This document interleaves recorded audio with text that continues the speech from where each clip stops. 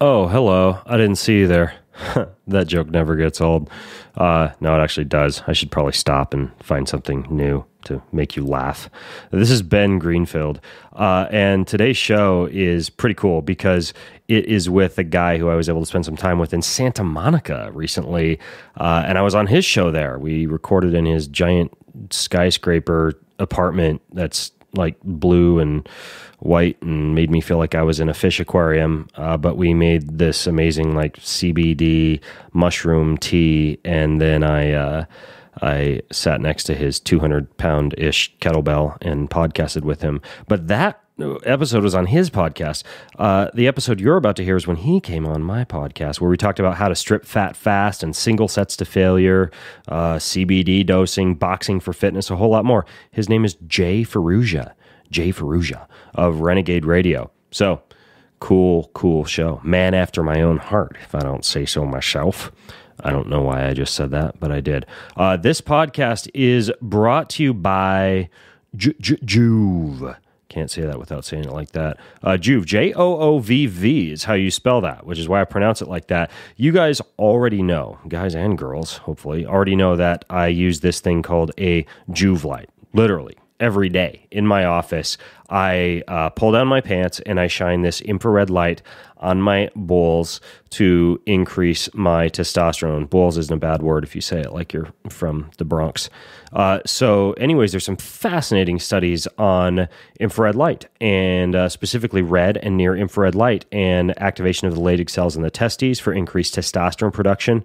But they've also found more than a 50% increase in the European Journal of Applied Physiology on muscle thickness and peak exercise torque when using this concept of photobiomodulation, as well as a significant delay in onset of muscle fatigue, less lactic acid buildup. There's been some very interesting studies on collagen and skin health. The list goes on and on, both men and women alike. Women, yes, even if you don't have a earmuffs, kids, ball sack, you can also use this on your own nether regions or anywhere else on your body, including scars, stretch marks, etc. These lights are amazing. And I have an offer for you. You can use the code BEN25 to get a nice little discount on your purchase over at Joovv. That's 25% discount. BEN25. How? Go to bengreenfieldfitness.com/JOOVV. That's bengreenfieldfitness.com/JOOVV and code BEN25 gets you that sweet discount.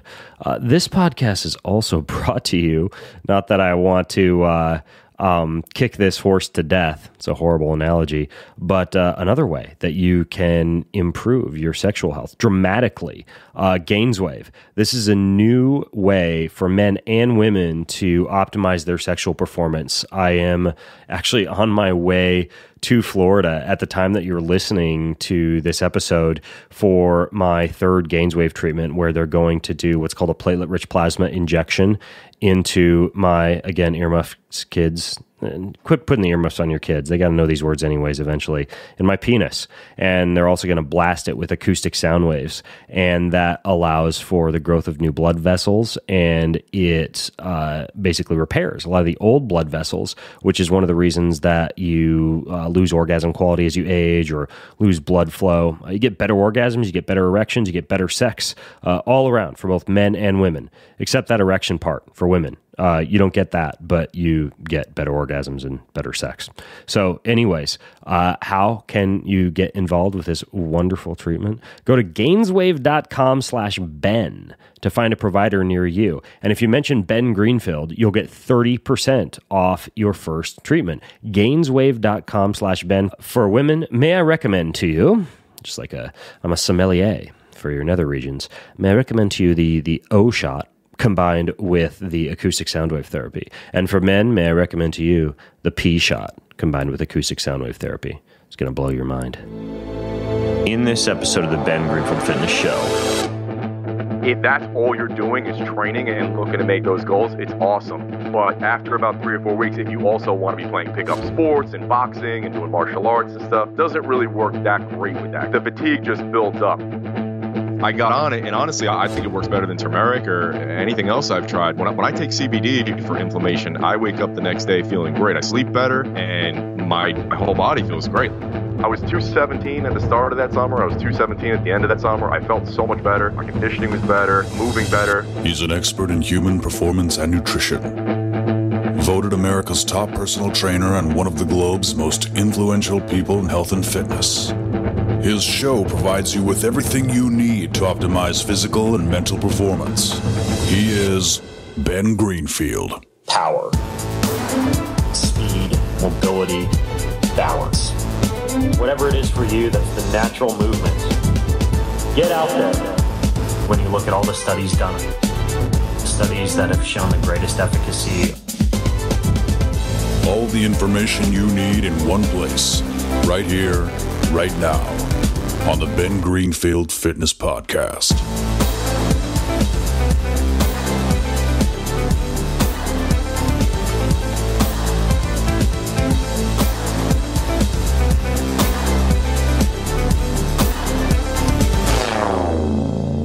Not often that I open the kimono and let you hear what happens when I actually call a guest up on Skype and launch into the interview. But I'm going to do just that right now. So this guy has no clue he's being recorded from the get-go. But it's Jay Ferruggia. So honestly, what could he care? He's a killer. I don't really mean he's a killer. I mean he's a killer, like he's a cool guy who can take being recorded without knowing it. He does know I'm calling him for an episode. He just doesn't know him. Let me hit the call button here.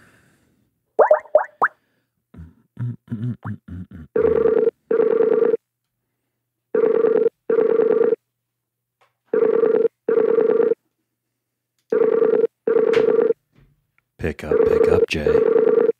Come on. Come on, Jay. Don't run from me. You can't hide. Ben. Oh, hey. What's up, man? Hey, Ben, can you hear me? Yeah, I can hear you. Hey, what's up, man? How you doing? I'm doing well. I was actually just recording for the people listening in. I figured I'd make this fun and actually tell them I was recording as I called you up. So I just totally opened the kimono on us and let people hear the ringing and the "can you hear me? I can hear you" part of things. So we're actually recording right now. Just a warning: put your pants on and do your makeup, bro.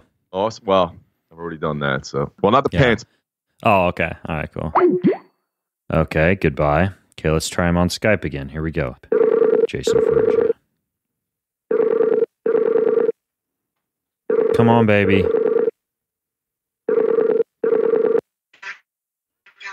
Dude. Yo, what happened? That was crazy. The power to my whole house shut off. That's crazy.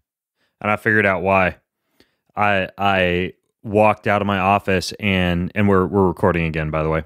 I walked out of my office and into my gym, and my wife was in the speaking of not having your pants on, she was in the sauna, like doing push-ups in her panties, and I had the sauna like blasted full blast with the music turned on and everything, and I think she threw the breakers. Oh wow! With the like this 200, I think it's a 225 watt pole infrared sauna, and like she doesn't use it very much, but I think because it's the new year, she's on kind of like this, like she's been running and she's been cranking out, these calisthenic body weight workouts. So, she's caught up in the whole New Year's crate, I think. But gotcha. we just learned that you can't run all my mixing equipment and an infrared sauna simultaneously without stuff exploding. So, okay. So we're off. And don't we're you off have to a great start? Yeah. Tony Jeffries was telling me about your place. Don't you have like some crazy power system that you built yourself or something? You know what? I do. So don't throw my power system under the bus, bro. I'm sure it's just perfect. No, I've got solar, and theoretically the battery storage that I've built in the garage to switch to solar when the power goes out on the main inverter is supposed to work just fine, but it for some reason didn't kick in just now, and it might be because it's the middle of the winter and we're on like a north-facing slope where we only get sun. I mean, honestly, I haven't seen the sun in several days, so it's possible that my batteries are drained or something. But either way, the funny thing is, it's pretty rare that I'll record the process of me like calling somebody up and beginning the recording. So again, speaking of opening the kimono, our entire audience got to hear everything that we just went through. So So anyways, what an intro, dude. Welcome to the show. Thanks, man. I really appreciate you having me. Yeah. Our mutual friend Craig Ballantyne. If those of you listening in aren't familiar with Craig Ballantyne, I'll put a link to the episode I did with Craig on building your perfect day in the show notes. But he introduced Jason and I. Jason, you pronounce your last name Ferruggia, right? Yes, sir. Yes, I got it. And do you like to be called Jay or Jason? It doesn't. I mean, it tends to be pretty much just my mom and a few other people call me Jason. Everyone always call me Jay, but it doesn't matter. All right. Well, that kind of sucks because the pretty link that I've created for today's show is actually bengreenfieldfitness.com/Jason. All good. So if any of you listening in want to go stalk Jay or go to his website or listen to his podcast. What's the name of your podcast? Renegade Radio. Renegade Radio. You can go to bengreenfieldfitness.com/Jason, and I'll put links to that and all the other goodness that Jason and I cover. I mean, Jay and I cover in today's show, since I'm not Jay's father. Anyways, though, Jay's been in the industry since 1994, which basically means he predates yours truly, which I'm finding tougher and tougher to find these days, unless you're freaking like Mark Sisson or Arthur Devaney. Yeah. But you may have seen Jay's work pretty much everywhere: Men's Health, Muscle and Fitness, Men's Fitness, Fast Company, HuffPost, Shape, Entrepreneur, ESPN, CBS. He was doing group training back in the 90s, the hardcore underground warehouse gyms that are so popular nowadays. He had one of those, I believe, back in 1996. He was doing like the whole strongman, tire flipping, sled dragging, log pressing, using rings, literally for the past couple of decades. He's been in this industry for a long time. He's been to hell and back, so to speak. So I'm actually pretty stoked to have you on the show, Jay. Thanks again. Yeah. And you actually wrote the foreword to this book that randomly showed up at my doorstep. I don't even think the folks at Dragon Door knew that I was interviewing you. But this body weight workout book showed up on my doorstep called Pushing the Limits. And it turns out, I'm flipping through it, and lo and behold, you wrote the foreword to it. And, it turns out that I'm interviewing you right now, and you talk a little bit about your experience back in the day with body weight training, which is actually something I'm kind of a big fan of and try and do once a week. I do some kind of weight training on Mondays and Fridays, but then Wednesdays are kind of like my body weight calisthenics day right now. So, and you tell kind of an entertaining story about what happened when you didn't touch a weight for, I believe, something like 12 weeks, and you just did body weight. So, what happened? What got you into this body weight training thing, and what happened when you didn't touch the weights for 12 weeks? Yeah. So, well, first of all, shout out to Al and Danny Cavadlo. Yeah, those are the guys. Those are like the tattooed little ripped guys who wrote this book. Yeah, great dudes. I had I had my own hardcore gym forever, and it was the first time I hadn't trained in my own gym. I moved into New York City for a year because it was what I always wanted to do. So I didn't have access to my own gym, my own music and whatnot. The first time in a decade, and I decided, you know what, I'm going to go outside because I had to cross the street from Tompkins Square Park, which is where those guys train, and all the guys you see on YouTube just doing crazy stuff. Before there was YouTube, those guys were out there every day, like the Barbarian Brothers and the Bar Brothers and all those guys. And I was like, well, it's right here. I hate training in public gyms. I couldn't find a gym in the city that was kind of, my style and my vibe. So I went out there and just did that, walked across the street every day. And it was the craziest thing. I mean, I probably hadn't gone a week without doing heavy squats and deadlifts. And I was largely influenced by powerlifting and West Side. So I was going heavy, 52 weeks a year pretty much, not a lot of deloading. And that summer... Not a lot of air squats, in other words. No. A lot of 1-rep max squats. But I could not believe halfway through that summer how much faster I was running, how much higher I was jumping. And I was in my early 30s at the time. And it was just crazy to me. Like my hips felt so much better, my knees, my lower back. And it kind of was a thing where I just assumed that that's how it would always feel. I just kind of was always like, oh, it's always kind of hard to get up now, and my hips and lower back will always be tight. My knees will always be a little creaky. But taking that 90 days off and doing that, and I don't necessarily know that I gained any size, but I was 217 at the start of that summer. I was 217 at the end of that summer. I felt so much better. My conditioning was better, moving better. So the funny thing is, Jay, in hearing your story about how you switched from, or actually didn't switch from, but experienced bodyweight training after hitting the iron hard for so long. I had the same thing happen when I was a bodybuilder. I bodybuilded for a couple of years, and then one summer decided, screw it. I'm sick of the gym. I'm sick of the barbells. I'm sick of that, leg extension machine I've been doing for my quad toning every freaking Monday and Friday. I'm just going to work out in the park across the street from my house for the next 12 weeks. And that's actually what I did. I even invited my mom up to follow me around the park and take photographs and videos of me so I could create my first ever book on basically like training with just your body weight. And then I had one set, they're still actually in my garage, one set of old rusty 40-pound dumbbells, and the entire program was based around body weight and a couple sets of dumbbells. So and I, similar to you, felt fantastic afterwards. Yeah, definitely. So it's funny because I did the same thing when I moved here, because after that year in the city, moved back to Jersey, and I had my gym, and I was, back in the gym training hard as normal. Then I moved to Santa Monica, and again, it was just that thing where I wasn't used to training in public gyms, couldn't find a kind of small, hardcore gym that I like. So I just went outside to the rings at Muscle Beach for probably 6 months, and I had the same experience again. So finally you learn, right? And I was just like, okay, I'm not going back to training the way I used to anymore. So kind of was just the evolution of to now I'm 43, and I want to feel good as much as I want to look good. So I do more your body weight, dumbbells, kettlebells. I may do some barbell stuff here and there, but a lot different than I used to train.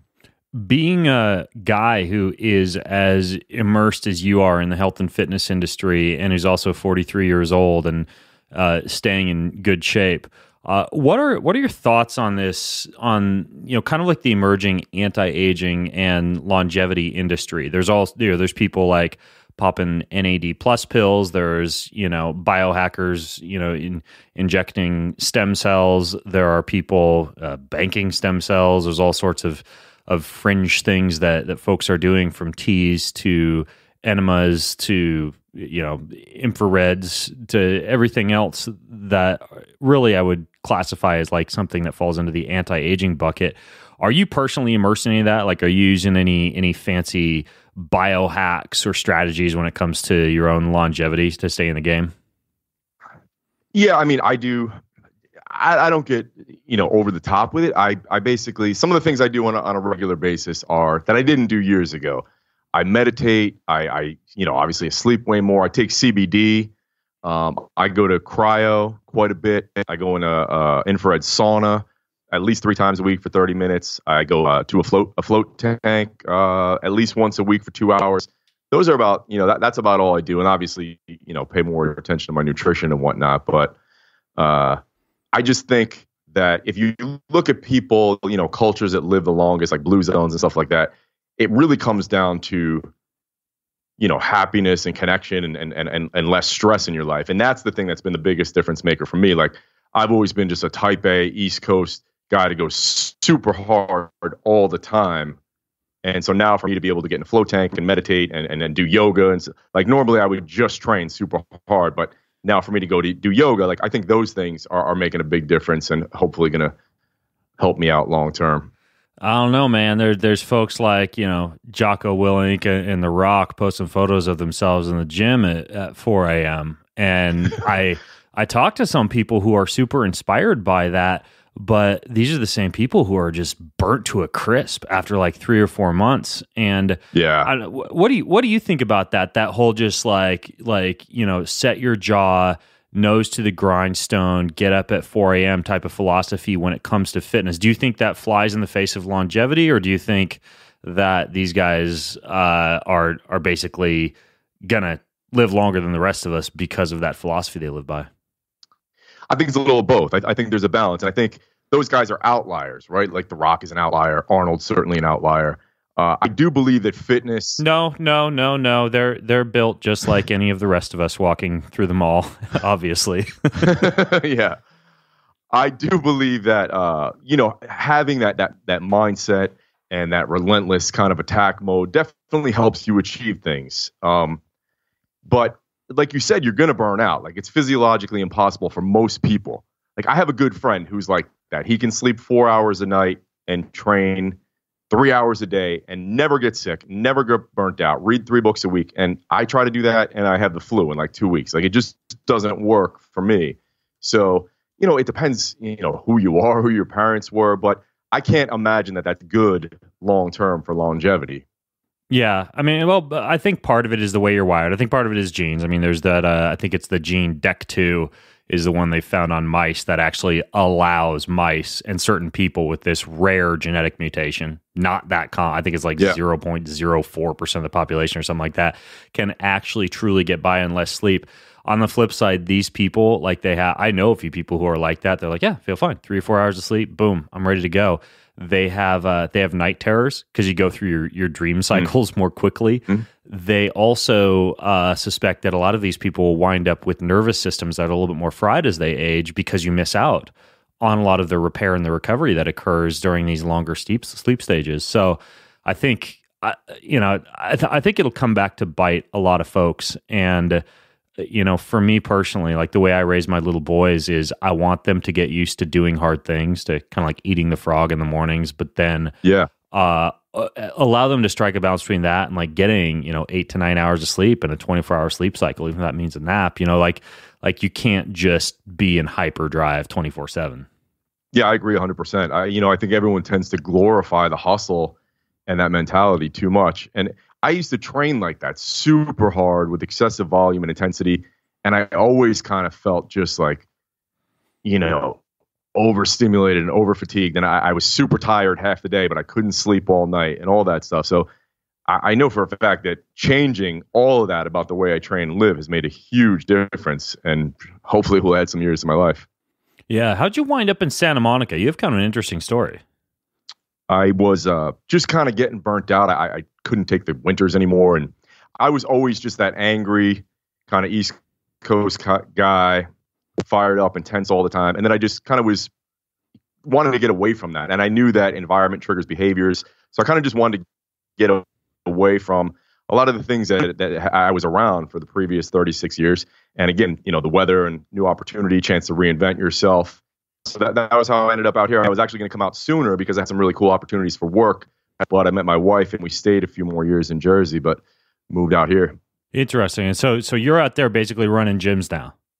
No. I kept my gym in Jersey for the first couple of years. We were here and my brother was running it. And you know how business and family doesn't always go so well. So I just sold it to him. He took over, did his own thing with it. And so I haven't had a gym now.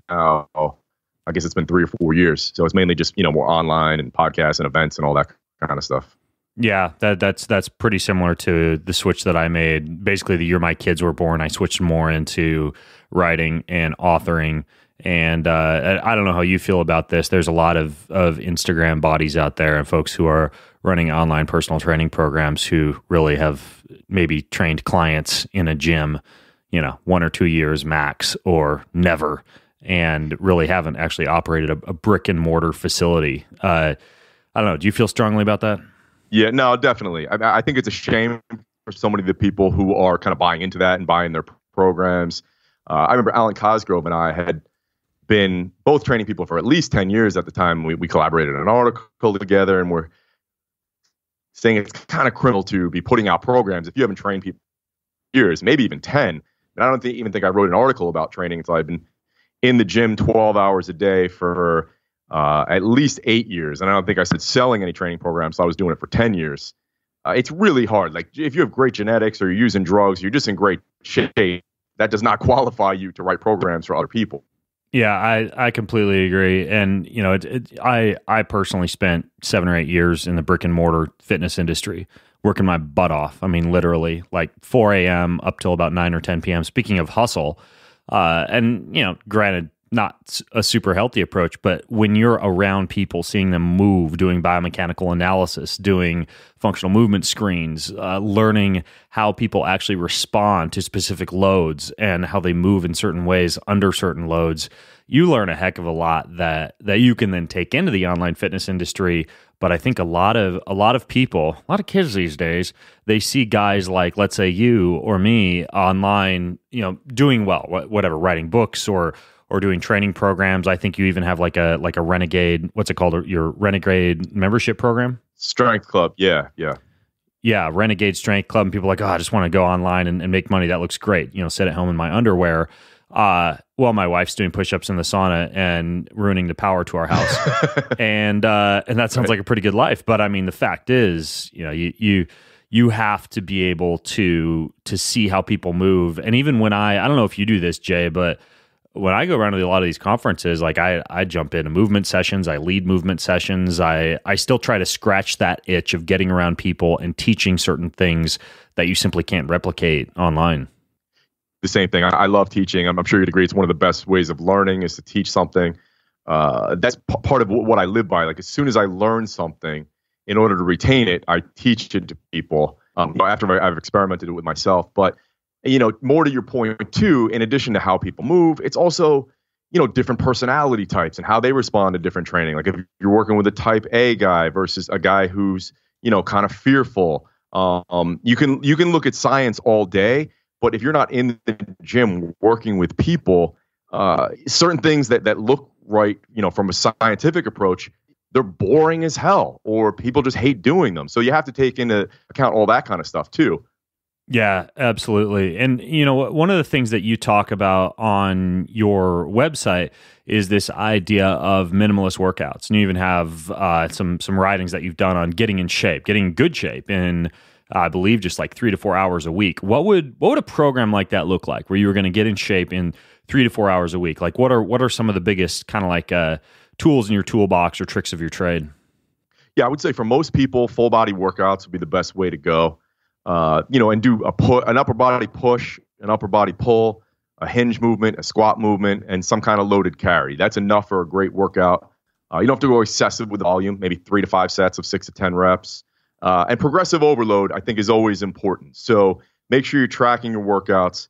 Make sure you're getting stronger. If you're just going in there and it's kind of vague, you're just randomly mixing it up and you're not keeping track of PRs and not adding weight or adding reps, it's hard to get anywhere. And it's hard to go in just focusing on physique changes. That's why I always like to focus on performance changes. So get stronger, add weight, do things in less time. There's a lot of ways you can focus on performance gains.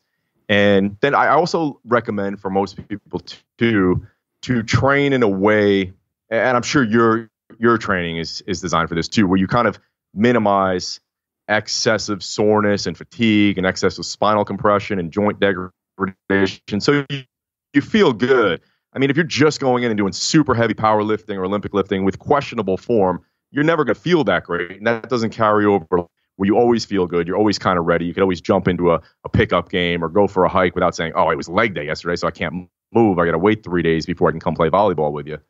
Yeah, but what does it look like? I mean, if you were just going to do like 3 or 4 hours a week, like in terms of, let me give you a for example, right? Like I personally try to do at least once a week, I'll do a mitochondrial set, right? Where I'll go 30 seconds extremely hard, about 3 to 4 minutes of recovery based on the research that shows that that's the best way to increase mitochondrial density, right? So I want to knock down that pin and have that be a part of my fitness routine each week. Same thing for VO2 max, right? Like once a week, unlike I used to do back in my triathlon days, which this would have been like every day, I'll do a short series of like 4 to 6 minute efforts to focus on VO2 max. And then that's it. That's the only like really intense cardio session for that week.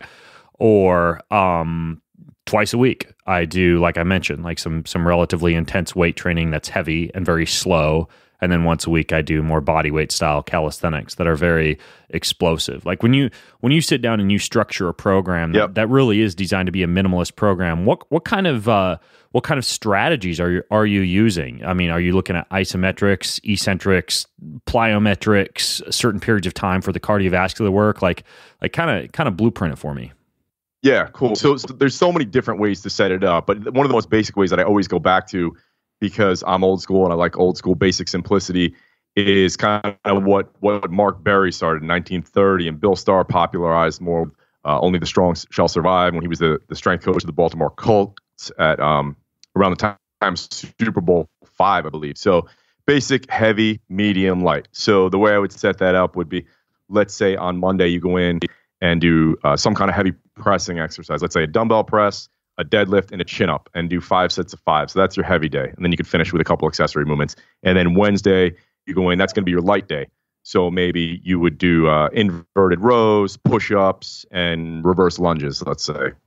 And that would be, let's say, 3 sets of 10 to 20.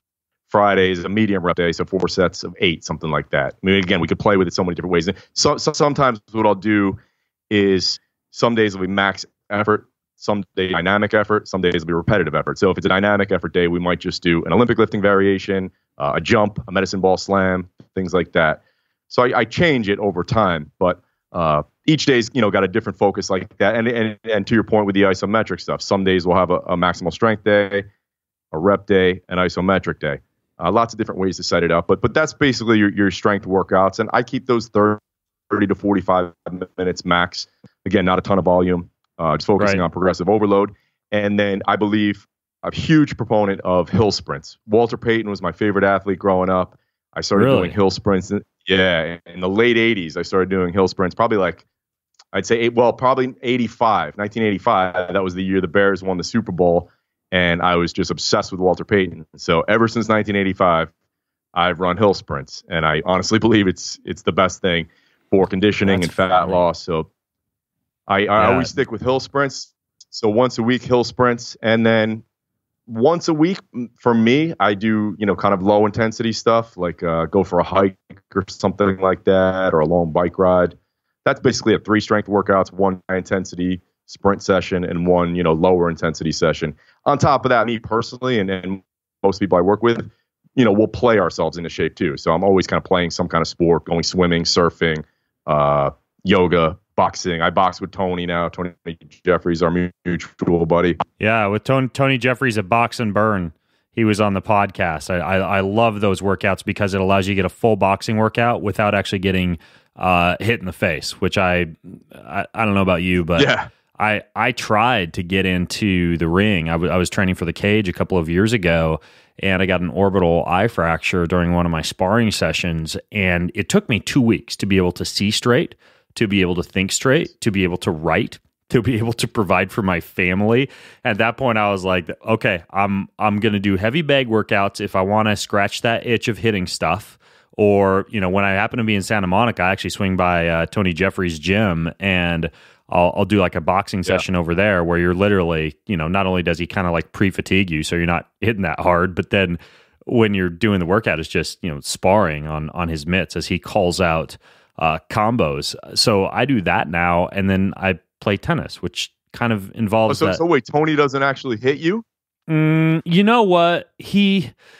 For Tony, it's hard for me to say. It's like, it sounds like narcissistic for me to say, yeah, I step into the gym with the UK 8-time boxing champion and he hits me. He probably for him, it's like toying with me. For me, it's like, oh crap, Tony just like scraped me with his fist and my entire abs just felt like they got, hit by a freight train. So yeah, it kind of depends on your definition of hit, but I play tennis now, which is kind of like the same thing. It's mental chess without having to get hit, but you're still kind of getting that feeling of striking something.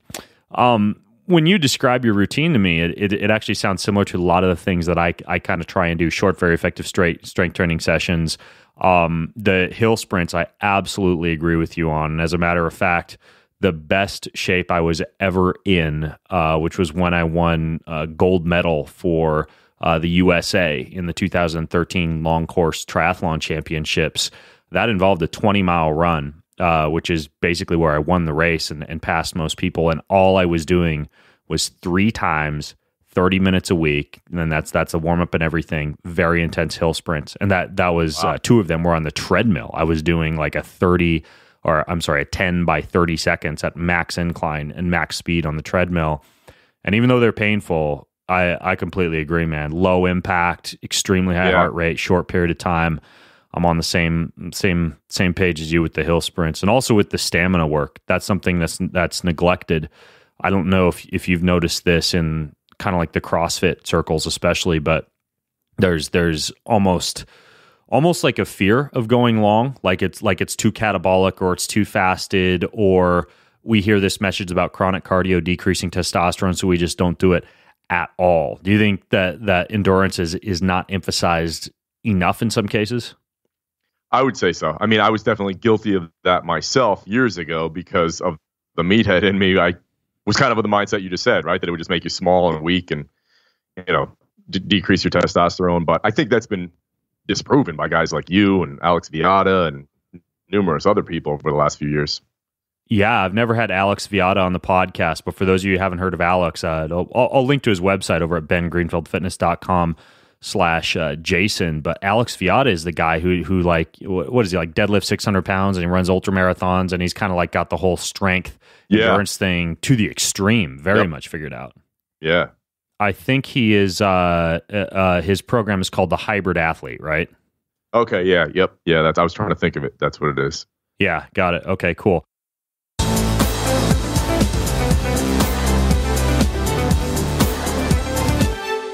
Hey, I want to interrupt today's show to tell you about Birdwell Beach Breeches. That's right, Birdwell Beach Breeches.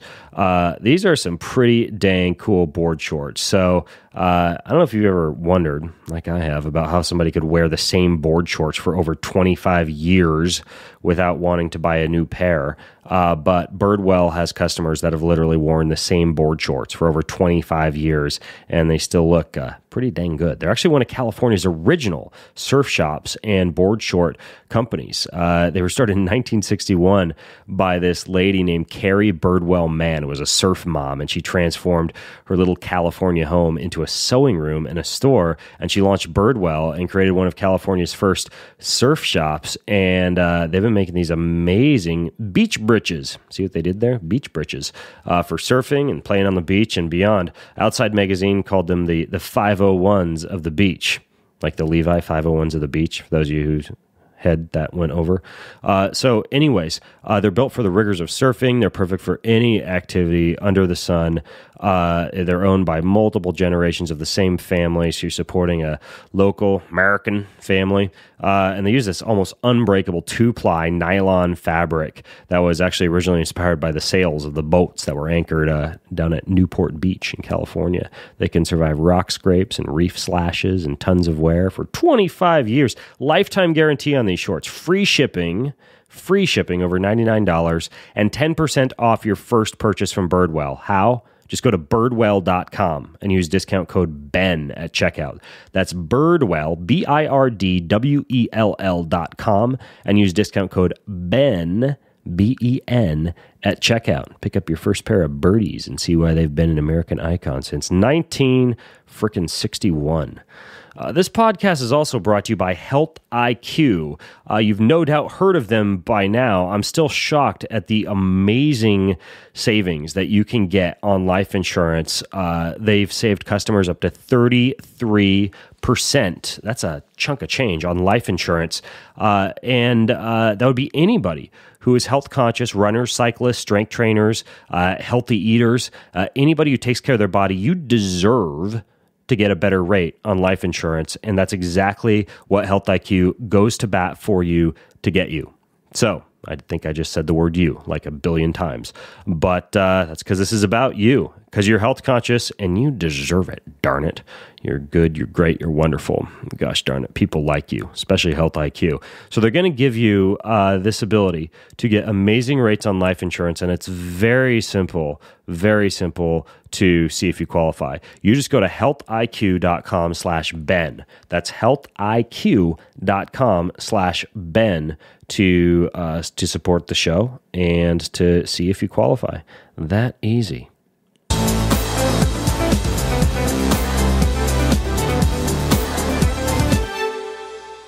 Yeah, I mean, with the stamina stuff, one of the thing that I notice happens, a lot of these Spartan races and these obstacle course races, a lot of the people who aren't maybe going out for once a week, training their bodies how to be fat burning machines, maybe even doing like a fasted a longer cardio session, like a 2-hour hike with their kids, in the morning on a Saturday without having had breakfast, they just they poop out after whatever, a half hour, 45 minutes. And I guess I live life by the rule that if you had to, you should be able to like head out your door and hunt for a day or two without having to have a bunch of trail mix, have an energy bar, and just be able to move, low level movement for long periods of time. Right. Yeah, I love that. And it's funny, years ago when I was in that mindset of just power and strength, I remember I really respected saying, even football, you really got to focus on conditioning more so. And that was not my mindset at all. And we used to use, I don't know if you remember Earl Campbell. There was a lot of guys, but Earl Campbell was one of the examples where he would always fail his team's conditioning test, yet he was one of the greatest running backs of all time. So years ago, I downplayed it, and plenty of people downplayed it, but I'm much more on the same page as you now. I think it's super important. I think people don't do enough. Yeah, I absolutely agree. Now, when it comes to diet, obviously a lot of approaches out there. We just mentioned, ketosis briefly and how that's kind of like the darling of, it seems, the nutrition industry right now. But what's your dietary philosophy? What's your approach with your clients or with yourself when it comes to macros or micros or your dietary philosophies? So I pretty much done it all. I started in the 80s doing bodybuilding diets, low fat, high carb, high protein. Then I did keto and cyclic keto. I don't remember exactly when Dan Duchesne and Mauro Di Pasquale had those books. I think it was like 95, 96. So I did keto and cyclic keto diets for a few years. I was vegetarian for 2 years. I was vegan for a year. I got hardcore into paleo for a long time. So I've been done pretty much everything. And I really, at the end of all that, have come back to just kind of a moderate, kind of sane approach where I call it a plant-based diet with a side of meats. So I have more seafood than meat. I'll usually have, mainly fruits, vegetables, yams, white rice. That probably makes up the bulk of it. And then I'll have eggs. I'll have a plant-based shake during the day. I'll have oysters. My biggest meal is at night, where I have basically whatever my wife is cooking, which will be some kind of meat, fish, wild game, something like that, veggies, and a pretty good amount of either white rice or sweet potatoes. I don't believe in high anything. I've done high fat and I didn't feel that great. Carbs didn't feel that great. Did super high protein. I think there's kind of negatives to anything excessive. So as unexciting as it is, I kind of just, follow kind of a balanced approach but I do feel better when I'm conscious about lowering my protein intake. Yeah, it's kind of weird how it seems like a lot of folks who I talk to in the industry, once they've gone full circle, once they've gone high protein, low carb, which I did for a while, and then like gone super high fat and done the whole ketosis thing, and I even experimented with veganism for a little while and a raw plant-based diet where I lost a good 10 pounds of muscle, in the ketotic diet, thyroid and testosterone issues, just getting dogmatic about any diet seems to cause some amount of damage. But, when I talk to guys like you or a lot of people in this industry who have gotten it figured out, a lot of people really have returned to most likely what our earliest human ancestors would have consumed: high amounts of DHA, honestly, from sources like algae and fish, more than supplements, or even more than grass-fed beef or animal, land-based animals. A huge emphasis placed on something that pairs quite well with DHA from a mitochondrial standpoint, right? Like beginning to emphasize the things that you mentioned when you were talking about longevity, right? Like good, clean air and sleep, and even some of the things in my own life, which is why my power imploded this morning, like mitigation of a lot of electrical signals, and making sure that the lighting is taken care of properly. And when you pair a good DHA intake, and then the other thing you mentioned, high plant intake, which is again something I run into over and over again in this industry, guys who have it figured out have returned to like DHA, high plants, not necessarily drooling over the steak every single night or doing 10 eggs in a blender in the morning, combining that with air, light, water, and electricity. I mean, like Jack Cruz, who I've had on the podcast before, he gets into this concept, where he describes the human body, the human body as a battery. The idea that light and nitrogen interactions determine how carbon is assimilated in your body, and a big part of that is frickin' DHA, chlorella, and plant-based matter, light, good air, good electricity, and good water. Yeah, I love it. It's funny. I noticed too when I do more of a plant-based diet, I seem to recover a lot better. And it's for so many years I was like, oh, just eating more protein will help me recover faster. But I actually recover faster and seem to have less inflammation. I mean, I have far less inflammation and recovery issues now at 43 than I did 10 years ago, or even 15 years ago. Obviously, a lot of that's based on how I train, but I think it's my nutrition too. Yeah, but at the same time, and I was talking with my wife about this actually the other day. Do you find that, and I found this happen about the time I turned 35 or so, stuff just stays sore for a longer period. Like you got to do more. You got to do electrostim and infrared or massage therapy, all these things that you just didn't even pay attention to when you were younger, because it seemed that everything from satellite cell proliferation to DNA repair and recovery to post-workout protein synthesis, all of that seems to happen at such a more rapid rate when you're young. Even with a properly based training program, I find it'll take me sometimes 2 to 3 days longer than it used to be to recover from just the same workout.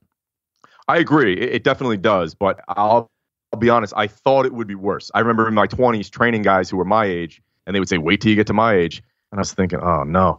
But I honestly just thought it would be worse. I take longer to recover, but I don't get as banged up as I used to be. Whereas if in regular training, you're training hard, you're going to tweak your knee here and there, you're going to tweak your shoulder.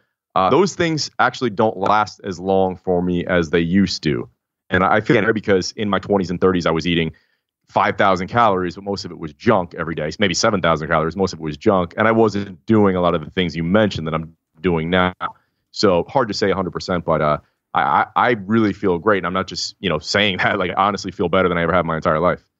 Yeah. Now, what about supplements? Are you a big you mentioned CBD, for example, which is actually something I take every single night.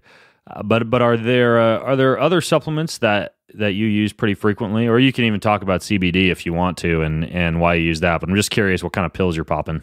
So I get blood work done regularly, and whatever it shows I'm deficient in, I'll take that. I take magnesium, vitamin D. I take a plant-based protein powder. I take turmeric, a mixed greens, and CBD, and that's about it. Here and there, I might mess with something, experiment with something new once in a while. But I find those to be the most effective. And if I could interrupt real quick, sure. When you're saying you get regular blood work, a lot of people are doing like freaking micronutrient analysis and SpectraCell and urinary organic amino acids and all sorts of stuff. Like, what are you monitoring anything specifically? Are you doing like a basic blood panel, or what does your blood work actually look like? I do a basic blood panel, and then I do micronutrient analysis, and I think that's it. Yeah, okay. Nothing like too crazy. Yeah. What about genetics? Have you gotten genetics measured? I have not. No. Yeah. That'd be an interesting one just in terms of finding out genetic predispositions, right? Like I have a higher than normal risk for prostate cancer, so I go out of my way to get lycopene into my diet. Same thing with type 2 diabetes, right? Like I'm very, very cognizant of controlling my glycemic variability throughout the day. Coffee metabolism rates, whether you're a power or an endurance responder, which can dictate, set rep weight ratio. There's a lot of interesting things. I mean, considering it's I think it's less than $100 sometimes when 23andMe does specials, for example. I think it's a good test to kind of have toss into your lab results folder. I am writing that down right now. I'm going to do it. Is 23andMe the one you go with? Is that what you recommend? Well, 23andMe is restricted from releasing certain health data. And so because of that, you get kind of like this basic like sixth grader overview of your ancestry and your genetics and your health parameters. But you also get your that's my data. Reading level anyway, so. Yeah, okay, there you go. With lots of pictures. But you get your raw data, and you can download that raw data, and then there's a website. One really good one is 23andMe 23andU.com. And 23andU has a whole list of like free and low-cost websites like Genetic Genie or Promethease or Stratagene that allow you to then export those DNA results. And then, I mean, the freaking world is your oyster. You can find out the nitty-gritty details on, genetic predispositions for any different disease markers, your endogenous antioxidant production, which could influence whether or not you need to take a bunch of glutathione, which I personally do. My body doesn't make a lot of superoxide dismutase or glutathione, so I have to supplement with that, or I get to supplement with that. But when you take those results, those raw results from 23andMe, download them so that you have them, and then export them to one of these other websites on 23andU.com, dude, you can find out a lot. Awesome. Thank you for that recommendation. I'm going to do that for sure. Yeah, but you were talking about CBD. I started using CBD. I think I heard you recommend CBD, actually, maybe. I don't know. I remember it seemed like there were very few people speaking about it. So I think when I first heard of it, your stuff came up, and I got on it. And honestly, I think it works better than turmeric or anything else I've tried. When I take CBD for inflammation, I wake up the next day feeling great. I sleep better, and my whole body feels great. That's again, I'm talking about at 43. I feel so great. I would attribute some of it to to regular use of CBD. Yeah, it's interesting with CBD as an anti-inflammatory drug. I mean, even GlaxoSmithKline, for example, is trying to patent the use of CBD, and trying to put a lot of these CBD supplement companies out of business by patenting the use of CBD as a very potent anti-inflammatory in terms of downregulation of cytokines. And I mean, it acts on a lot of different receptors. I mean, there are glycine receptors that it acts on to modulate pain, and it can reduce intestinal inflammation via interacting with the neuroimmune system, and it acts on what's called glucose-induced endothelial cell inflammatory responses, meaning that it can basically shut down inflammation on more levels than just about any other compound that exists out there, which is probably why GlaxoSmith is trying to downregulate it. The only thing I've noticed with CBD, which is why I'm careful not to use it excessively, like high dose appears to in men slightly downregulate the activity of Leydig cells in the testes. But I mean, you got to do a lot of CBD every day. Kind of like what do they call them? Functional potheads, functional weed users. Guys who just smoke all day. Yeah. Those guys are pretty hypogonadal in a lot of cases, unless they're also taking, unless they're taking testosterone injections or creams or lotions or a pill. How much CBD do you use? So what I do is I use that CBD that currently, at the time we're recording this, my company makes, but I don't know if I'm gonna stay in the CBD business because payment processors and the federal government and regulators make it so difficult. It's almost not even worth the uphill battle for me. But currently what I do is I pop 2 to 3 of those capsules before bed at night, which equates to 20 to 30 milligrams of CBD. But because it's water soluble, it's extremely absorbable. So you got to take about, anywhere from 4 to 8 times less than you do from a normal CBD supplement. So I'm at about 20 to 30 milligrams each evening of CBD. And then occasionally, like on the weekends, I'll, crawl into the infrared sauna with a good book and vape for a little while and, and use something that's both a THC, a CBD blend, like an indica or something like that. But yeah, that's about the extent of my usage. Do you ever use indica to get focused for work?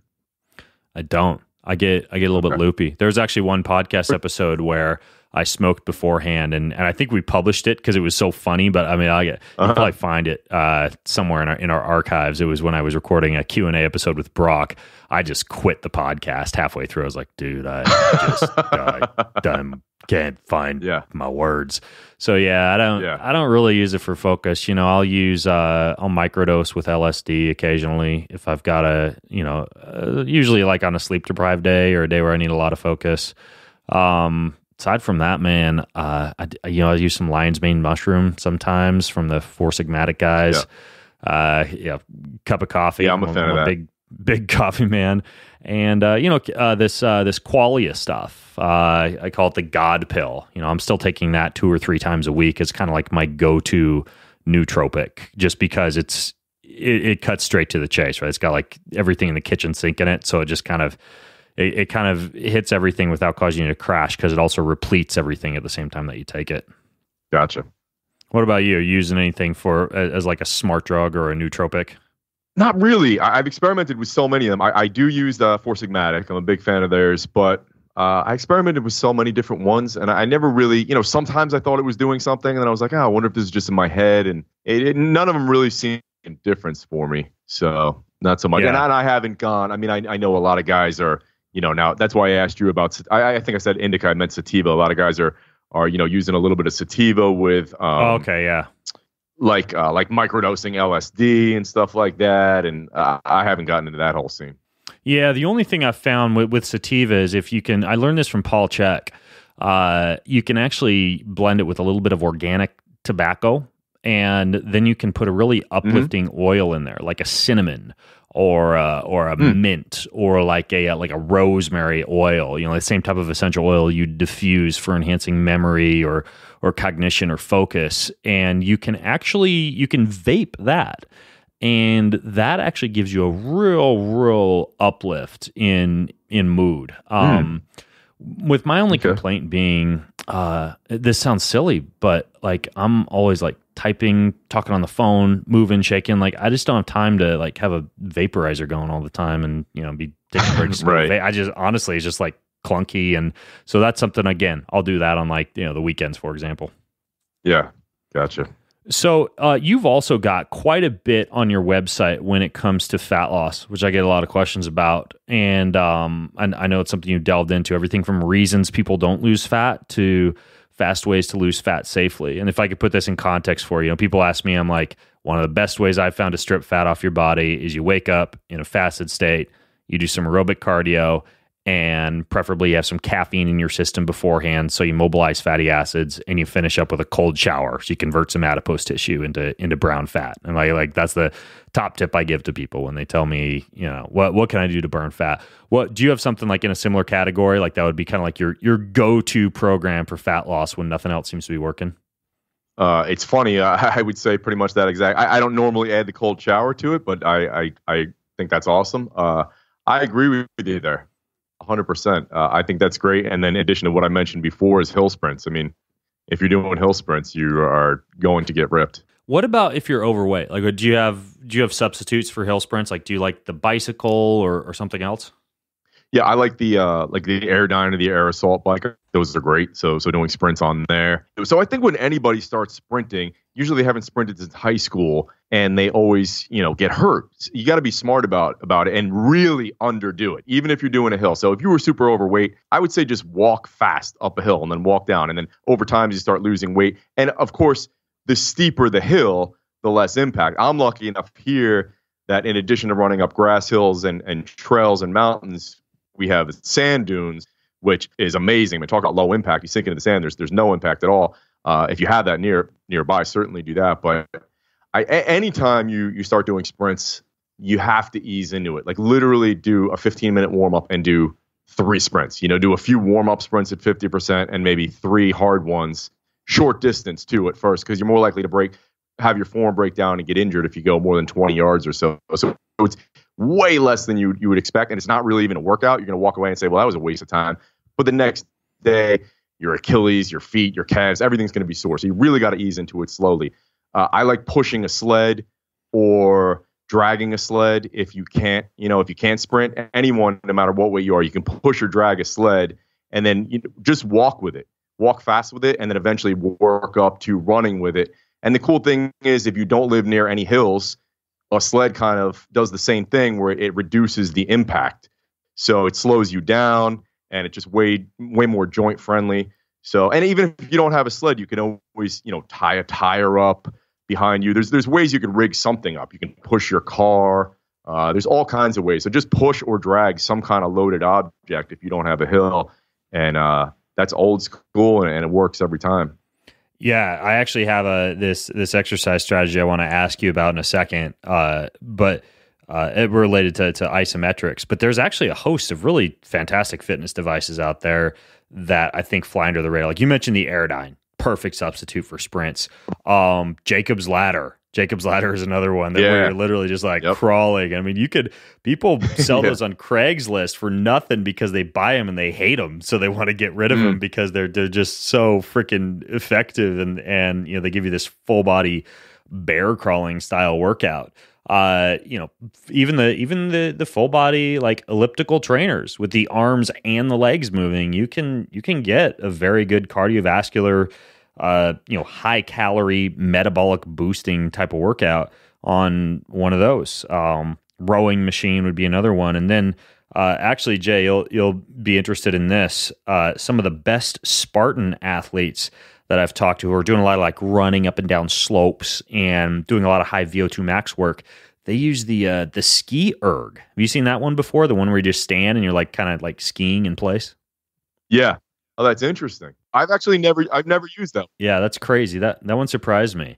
It's kind of boring, but you understand why cross-country skiers and skate skiers are endurance athletes that happen to possess some of the biggest VO2 maxes on the face of the planet, because you work up your heart rate very quickly on one of those ski ergs. This other thing I was going to ask you about was kind of this emerging concept of one single set to failure. Right. Either isometric training using, you know, like these ARX Fit machines are very popular. I have a new isometric training machine I'm working with called a Peak Fit Pro, where basically once a week for one of my heavy lifts, I go in and I do one single set to failure. I tie it to my phone app. The app beeps when I reach 60% of my original force that I was trying to produce at the beginning. And you're just all out, like you're trying to rip a car, you know, like off of a burning car off of a baby, which is a horrible analogy. It's just what came to mind. But you're trying to like, you know, rip a car off a baby. You're generating thousands of pounds. It tells you, you know, how many pounds per second that you're lifting. Tells you total force generated during like the longest I've ever gone is about 75 seconds for a single lift before I can't maintain 60% anymore. But then that's it. You're done. I did one deadlift set, one squat set, one shoulder press set. Joints aren't moving at all. It's all isometric. One lat pull down set, one bench press set, and I think that's it. And it's single set to failure. You know, Art Devani talks about this. You know, Doug McGuff has a book, Body by Science, about this. What are your thoughts on this concept of just do like one single set to failure and then full recovery? Yeah, so I mean, certainly not a new concept. Arthur Jones popularized that years ago, and then Mike Menser really brought it to the forefront. 93, Dorian Yates won Mr. Olympia, and that was his whole thing. And I experimented with it for years. When I started lifting in 85 or 86, I was doing high volume bodybuilding, and I got introduced to Mensner stuff. And it was the first time I ever made progress. And then I strayed away from it. And then Yates won Olympia, Mr. Olympia in 93, and I went back and started making progress again. I love it. If you give me somebody for anything, getting ready for a season, getting ready to play a superhero, and I only have 6 to 8 weeks, that's going to be my go-to. Low volume, super hard to failure, high intensity. However, what happens is after about 6 to 8 weeks, you tend to be pretty fried. Like you just have that kind of residual CNS fatigue all the time. You're tired. You start to get moody, or you just feel that all the symptoms of overtraining. And you got to shift to something else. Like at first it works so well, your likelihood of saying this is the only way I'm training ever is pretty high. But then you always get fried at about 6 to 8 weeks. And I remember even Yates said, when we were around him back in the 90s, he said, I can only train this way for 6 to 8 weeks, and then I take a 2-week deload. And there's a really popular training system for years on the internet called Dog Crap, and it's based around the same concept. And Dante Trudel is the guy who started that, and he's like 300 pounds jacked out of his mind. But he always said the same thing. You can only do this for 6 to 8 weeks. Then you got to take 2 weeks either off, or where you're just training super easy and then ramp back up again over time. I think anyone that's done it for a very long time religiously kind of comes to that same conclusion. Even Justin Harris was a pro bodybuilder, and he followed those concepts. And he said after years of doing it, 6 weeks, and even the first 2 to 3 weeks after that kind of deload or cruise period, you're still easing into it, especially when you get really strong. For me, I was never really strong, but I was able to squat 315 for 20 doing that, bench 315 for 11 doing that, 405 on a trap bar deadlift for 20. Like, that adds up. Ken Leisner was another guy, Dr. Ken Leisner, who was a big fan of that stuff. And I always got my best progress. I always got my clients' best progress. But again, you just get fried. You got to be smart about it. You got to cycle it. And I think here's the other caveat too. Like, if that's all you're doing is training and looking to make those goals, it's awesome. But after about 3 or 4 weeks, if you also want to be playing pickup sports and boxing and doing martial arts and stuff, doesn't really work that great with that, because you're kind of the fatigue just builds up. So I've become a bigger fan of more submaximal training. Not that maybe Pavel would recommend or someone like that, but a little further away from failure throughout most of the year. And then when you have something you want to set a PR, you want to get ready for something, I love that low volume, high intensity stuff. Yeah, that's where HRV monitoring comes into play, dude. Like monitoring neuromuscular fatigue, which is something that I do. So those type of sessions, single sets to failure, plummet my heart rate variability. But then if you look at like a super compensatory response, if you actually allow for adequate repair and recovery, and I've found I can only do one per week, right? Like, this is not like a Monday, Wednesday, Friday kind of thing. So that's exactly. Yeah, certainly. Yeah, I'm talking about if you do it 3-4 days a week, you don't have long on that kind of program. Exactly. Yeah. So I monitor HRV for neuromuscular fatigue specifically, because that seems to really allow me to not overtrain with that type of workout. And it does seem to produce some pretty significant fitness responses, though. However, I gotta say, at this point in the winter, my favorite routine that really does make me feel like a badass is to just tackle the kettlebell for 30 to 45 minutes and then traipse out through the snow and jump into a cold pool, because I feel like a badass Russian soldier. And so that's my go-to these days in the winter in Spokane, Washington. What does that kettlebell workout usually look like? Right now, I'm training for the RKC, and so it is bottoms up presses, it's swings, snatches, clean and jerk, and get ups and goblet squats, and I'm hitting, depending on my time availability, 3 to 5 sets of each, heavy, explosive, with to mention him again, what Paul Chek would call working in between each of those sets, like, very slow moving nasal breathing isometric squats, or opposite arm, opposite leg extensions, or mobility work, or like side lunges or hip openers, and then I'll go back to the kettlebell and I'll just weave through a workout like that. And I learned a little bit from Paul, a little bit from another guy I had on the podcast about kettlebell training, Mike Salimi, and then Chris Holder, who combines, like, he's a fascinating guy, combines like Qigong and Tai Chi and breath work and Reiki with kettlebell training. He's got a pretty good episode on our archive somewhere back there. But yeah, that's what my kettlebell routine looks like. My friend Ben, do you know Dr. Mark Chang? I know that name, but I don't think I've actually ever hung out with him. Because he does a lot of what you just described, and he's in the he was one of the original RKC guys, and he's really brilliant guy. I think you guys would hit it off. He was always Pavel's second in charge in the RKC, and now he's that at Strong First, and he was Greg Cook's number one guy with the I can't think of Greg Cook's thing, the functional movement stuff. Functional movement screen. Yeah. Interesting. Mike Chang. I'll introduce us, dude. Introduce us. Yeah, I will. Okay. Sweet. Perfect. Well, for those of you listening in, Jay's got a podcast, Renegade Radio. He's also got some of those like bodyweight books that he was behind, as well as some other materials on his website, his Renegade Strength Club, and a lot of really good articles, along with, like I mentioned, some fantastic audio episodes on his weekly podcast.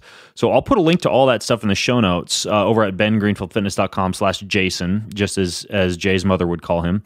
And I'll also link to all those podcasts I mentioned, like with with Chris Holder and Mike Salimi, Craig Ballantyne, who introduced Jason and I, the Tony Jeffries Box and Burn podcast.